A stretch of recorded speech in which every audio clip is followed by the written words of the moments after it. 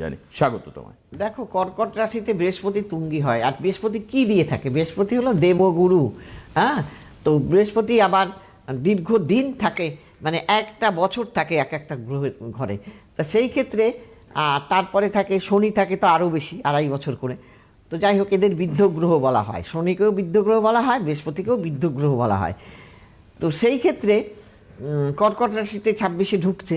আর এই ঢোকার ফলে জ্ঞান, বুদ্ধি, অর্থ, পারিবারিক সম্পর্ক, যা কিছু বলে না, গুরুর আশীর্বাদ মাথায় থাকলে পরে মানুষ বৈতরণীয় পার হয়ে যায়। তাই সেই গুরু এদের উপর বেশিভাবে আশীর্বাদ দেবে। কার কার না? সিংহ রাশি, বৃশ্চিক রাশি, মকর রাশির এবং মীন রাশির। হ্যাঁ, কাজেই এই সময় তারা যা যা করতে চাইছেন, তাদের অর্থ আটকিয়ে আছে সেটা পেয়ে যাবেন, এবং সম্পর্কের জায়গাটা তাদের ভালো হবে।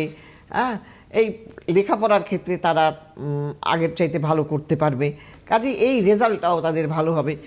এই গুছো এইবার আমি যে বললাম, আমার যেমন এই প্রসঙ্গে মনে পড়ে গেল, আমার কাছে একজন দেখাতে এসেছিল, এসে বলে কি, দিদি আমার তো তুঙ্গে বৃহস্পতি, তাহলে আমার কেন এই দুরবস্থা?